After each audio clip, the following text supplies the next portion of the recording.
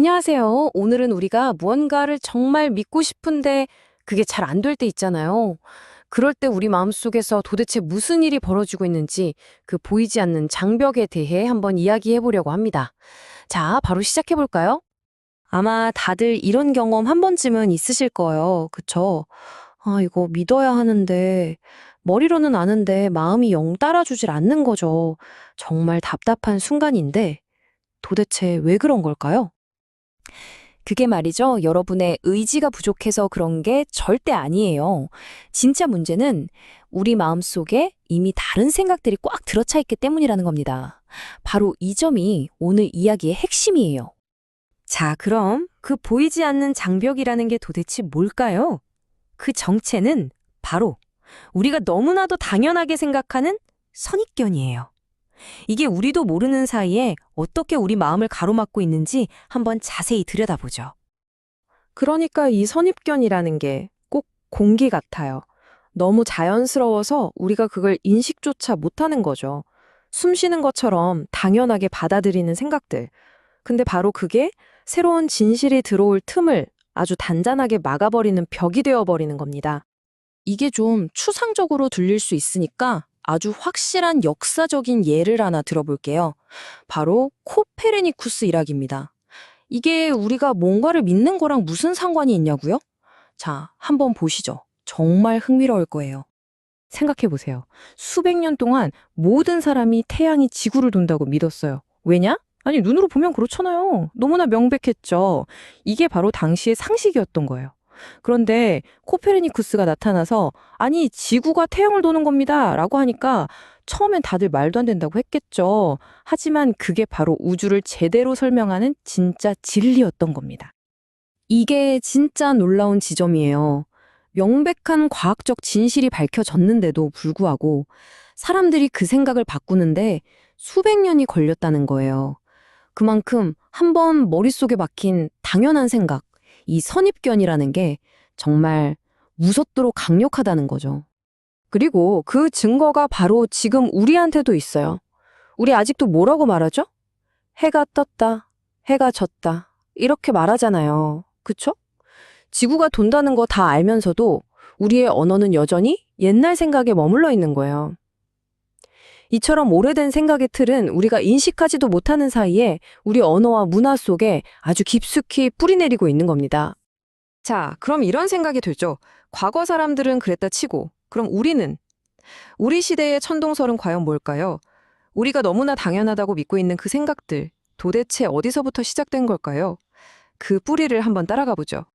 자, 우리가 과학이 없던 아주 먼 옛날로 돌아갔다고 상상해 보세요. 갑자기 하늘이 시커멓게 변하고 막 천둥 번개가 내리칩니다. 정말 무섭겠죠? 이런 상황에서 사람들은 이 현상을 어떻게든 이해하고 싶었을 거예요. 도대체 왜 이런 일이 일어나는 걸까? 그때 사람들이 내놓을 수 있는 가장 그럴듯한 설명이 뭐였을까요? 바로 이거죠.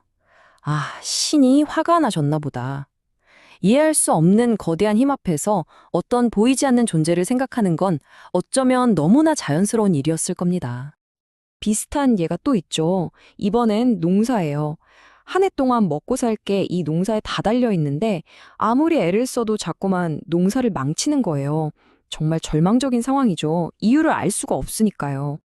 그러니까 수학의 신이 우리에게 만족하지 못했나 봐. 이런 식으로 설명하는 거죠. 이렇게 이해할 수 없는 일들에 대해 만들어낸 그럴듯한 이야기들이 하나둘 모여서 신화가 되고 문화가 되고 마침내는 하나의 거대한 믿음 체계가 된 거예요.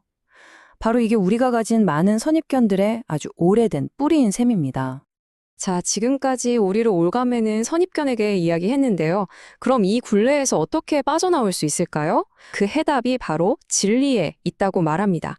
진리가 우리를 어떻게 자유롭게 만드는지 한번 같이 보시죠. 여기서 말하는 진리를 안다는 건 그냥 지식 하나를 더 추가하는 게 아니에요.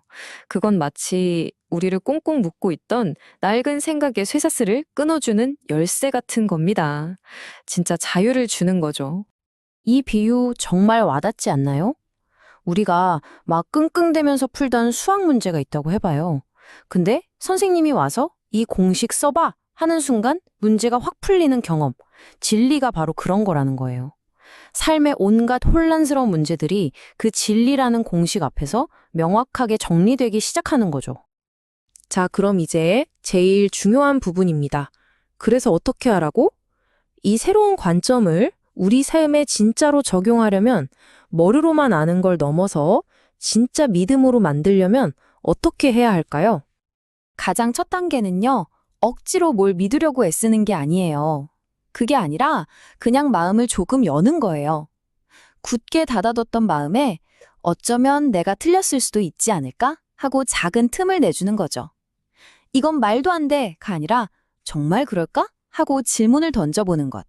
바로 이 유연한 마음가짐이 모든 것의 시작입니다. 그래서 총 3가지 단계를 제안합니다. 아주 간단해요. 첫째, 탐구해 보려는 마음을 갖는다. 둘째, 직접 확인해 본다. 그리고 셋째, 경험을 통해서 진짜 내 믿음으로 만든다. 이겁니다.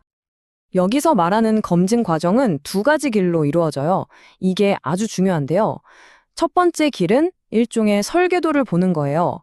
즉, 성경 말씀을 직접 파고들면서 원래의 진리가 뭔지 알아보는 거죠. 그리고 2번째 길은 그렇게 배운 원리를 내 삶에서 직접 실험해 보는 거예요. 이게 정말 내 삶에서도 통할까? 하고 말이죠. 그러니까 이론과 실제 이 2가지를 같이 가져가는 겁니다. 결국 이 모든 과정의 목적은 뭘까요? 그냥 어떤 교리를 머리로 믿는 게 아니에요. 그게 아니라 우리 삶 자체가 변하는 겁니다. 마치 이 구절처럼 그냥 살아있는 게 아니라 정말 풍성하고 생명력 넘치는 삶을 누리게 되는 것. 그게 진짜 목표인 거죠. 자, 오늘 이야기의 마지막 질문입니다. 여러분의 믿음은 그냥 입장권인가요? 아니면 신나는 여정 그 자체인가요?